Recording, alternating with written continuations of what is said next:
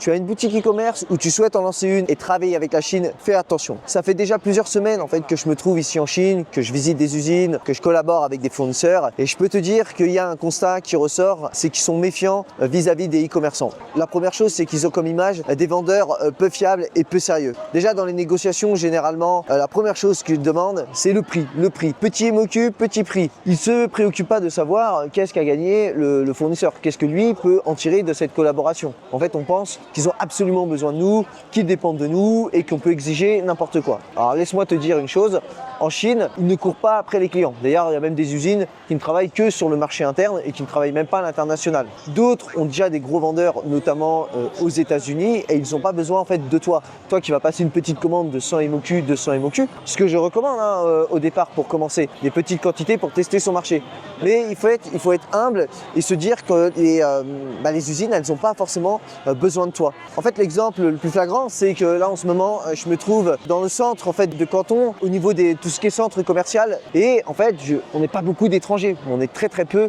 Et tu peux voir, ça grouille de monde. En fait, ça consomme de nombreuses boutiques. Il y en a certaines avec des marques qui sont connues. Tu vois, derrière, par exemple, je ne sais pas si tu vois un peu le logo, il y a Adidas, il y a Uniqlo, et à côté, il y a plein de marques en fait chinoises qu'on ne connaît pas forcément. Et voilà, il faut se rendre compte qu'ici, ils sont 1 milliard, 1,4 milliard, et donc ils n'ont pas besoin de toi. Et de plus, ils veulent tout négocier. C'est-à-dire qu'ils viennent justement en te demandant un petit prix, un petit MOQ. En plus, il faut tout personnaliser. Limite, il faudrait modifier le produit. Il faudrait carrément que l'usine fasse un moule pour toi. Tu viens, tu fais une commande de 2000, 3000 euros et tu penses qu'ils vont ouvrir un nouveau moule alors que ça va peut-être leur coûter 5, 6, 7000 euros. Donc ils peuvent inclure le moule quand tu fais des gros volumes, mais in fine, en fait, ils ont inclus le prix du moule dans le prix lissé sur la quantité des produits que tu lances. Et souvent, la réputation qui est peu fiable, alors nous, on leur reproche de souvent changer d'avis, etc. Mais eux aussi, ils nous disent, voilà, vous changez d'avis toutes les 2 semaines, on deal quelque chose, et puis finalement, vous avez vu un autre fournisseur ou vous avez une autre idée sur les réseaux, et tout de suite, il faut rajouter un autre élément. Sauf que le rajout de cet élément, en fait, ça annule ce qui avait été vu comme différenciation ou comme amélioration.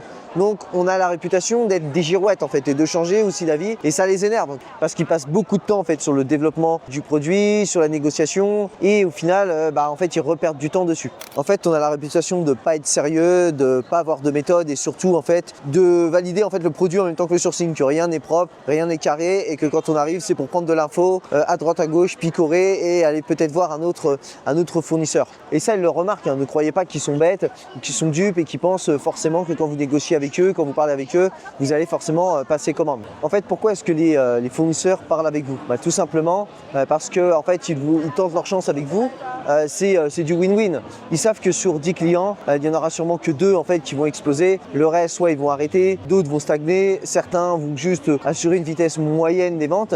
Et comme partout, en fait, c'est la loi de Pareto. Il y aura environ 20% des clients qui vont leur apporter 80% du chiffre d'affaires. Et pour ça, faut bien qu'ils misent en fait sur certains et qu'ils leur laissent un peu leur chance. Comme Amazon le fait en fait quand vous lancez votre produit en vous donnant en fait la possibilité de vous mettre en lumière tout simplement ce qu'on appelle la honeymoon. Le premier mois en fait, il vous donne un coup de boost sur vos ventes pour voir en fait ce que vous allez donner sur le long terme et vous exposer de la meilleure des manières si vous faites partie des vendeurs performants. Et en fait, en visitant de grosses usines avec lesquelles on pouvait signer des partenariats et des contrats d'exclusivité sur des modèles vraiment exceptionnels et uniques, sachant que sur les autres modèles en fait c'est les plus grosses marques qui se situent, ce qui permet vraiment d'avoir un très beau positionnement. En fait, on se rend compte que l'usine, elle nous observe et que c'est nous qui négocions pour avoir ces contrats pour nos clients. Et on se rend compte vraiment que en fait, les usines, les grosses usines, les plus sérieuses, celles qui ne nous attendent pas au tournant, en fait, elles choisissent leurs clients. En fait, c'est eux, les usines, qui vont choisir. Alors évidemment, c'est comme tout le monde, ils veulent gagner de l'argent. Le but d'une entreprise, en fait, c'est de toujours faire croître son chiffre d'affaires. Donc, ils ne sont pas fermés à travailler avec vous. Mais ils ne vont pas, si vous voulez, se travestir pour avoir juste quelques commandes et brader leur prix, échanger des moules, des modèles,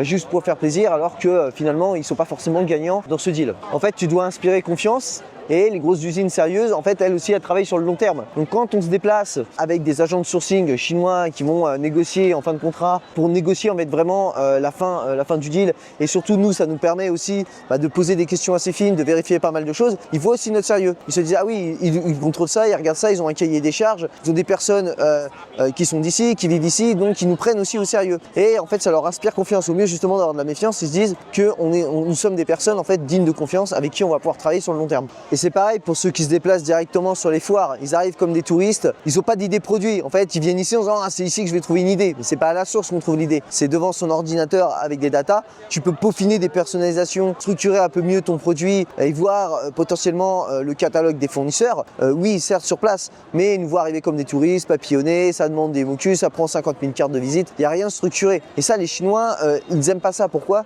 Parce que c'est des gens très pragmatiques, d'accord? Donc ils sont pas forcément trop dans la réflexion. Des fois, c'est un peu à l'arrache, mais au moins, voilà, c'est opérationnel. Vous pouvez vraiment faire une différenciation très rapide, un prototype en moins de 24 heures, 48 heures. Je l'ai fait ici sur place. Donc eux, ils aiment la rapidité. En fait, c'est la magie de la Chine, c'est le côté opérationnel. Donc il faut arrêter de croire on est le centre du monde et qu'on va pouvoir obtenir ce qu'on veut sans jouer leur jeu. En fait, honnêtement, au départ, moi j'étais pareil, hein, j'étais obnubilé par les marges, par mes chiffres, et donc en fait, je parlais régulièrement de MOQ, de prix, j'éliminais comme ça de façon arbitraire un fournisseur sans voir ce que j'aurais pu gagner sur le long terme. Mais honnêtement, je faisais preuve d'aucune empathie en fait pour le fournisseur. Et je me disais pas qu'est-ce que lui il a gagné. Moi je suis qui? Moi je suis Mathieu, je veux vendre sur Amazon et je vais t'apporter en fait des commandes. Mais moi j'étais qui à l'intérieur de ça? Je commençais avec des petits MOQ, 200 pièces, 500 pièces. Peut-être que cette personne, ils en vendent 1 million par an. J'ai visité des usines sur juste un modèle, ils en vendent 1 million. Donc en fait ils t'attendent pas au tournant. Par contre ils sont très ouverts, ils répondent rapidement, ils sont très accueillants. Et comment te dire, ils te négligent pas comme tu pourrais être en France où on te méprise dès que tu es petit. Et quand je visite les usines, tu vois, là je me mets plus à la place du fournisseur. Tu vois, j'ai plus de compassion. Je me dis ah oui, je comprends pourquoi les prix des fois c'est pas négociable. Pourquoi finalement entre un MOQ de 5000 pièces et un MOQ de 3000 pièces, des fois ça baisse pas autant. Parce qu'il y a des grosses machines, des machines qui valent plusieurs millions. Quand je visite des usines où ils ont toute une pièce où il y a plus de 15 machines pour tester juste sur le carton l'humidité. Après ils font justement un test dans un environnement qui est sec. Après ils font un test pour compresser le produit. Après ils font un test de drop, c'est-à-dire qu'ils lâchent le produit. Et tout ça, ils ont des machines et ça vaut plusieurs centaines de milliers d'euros. Pareil pour les packaging. Quand je visite des usines de packaging, des machines tellement c'est sophistiqué, ils les fabriquent même pas, ils les importent d'Allemagne, tu vois, et ça vaut des fois plusieurs millions. Donc il faut comprendre en fait que les usines, elles ont des charges. Elles sont des fois propriétaires des locaux, donc elles ont des amortissements. Elles peuvent être propriétaires. Il y a les ouvriers aussi, il y a les cadres, les dirigeants, le marketing, il y a des ordinateurs, et il y a l'électricité, tu vois, pour produire les produits, ça consomme énormément. Donc il faut comprendre en fait derrière les prix que tu essayes de négocier et de gratter jusqu'au dernier centime alors que tu fais qu'une commande de 2, 3, 4 000 euros pour tester ton produit, et en fait l'entreprise elle doit gagner de l'argent et elle doit aussi amortir tous ses frais. C'est une petite vidéo en fait justement pour remettre sur le piédestal en fait le rôle du fournisseur, le rôle des usines, parce que sans eux tu peux avoir justement une très bonne idée de produit, c'est le cœur névralgique de ton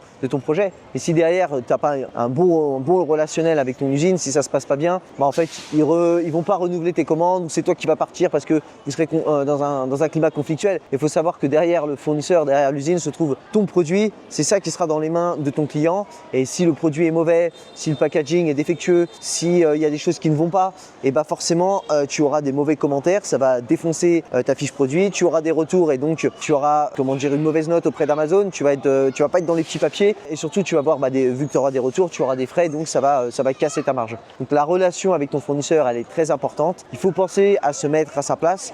Quand tu viens sur place, tu constates en fait qu'on a une place très importante, le client, auprès des Chinois. Et voilà, il faut aussi leur rendre l'appareil à ce niveau-là. Et je trouve qu'en France, je trouve que les e-commerçants en règle générale, on est des piètres négociateurs et qu'on n'est pas très professionnel. Dans l'ensemble, c'est l'image qu'on donne. En tout cas, j'espère que cette vidéo t'aura apporté de la valeur, que tu auras appris des choses. N'hésite pas à liker et à t'abonner. Je te dis à la prochaine vidéo. Ciao!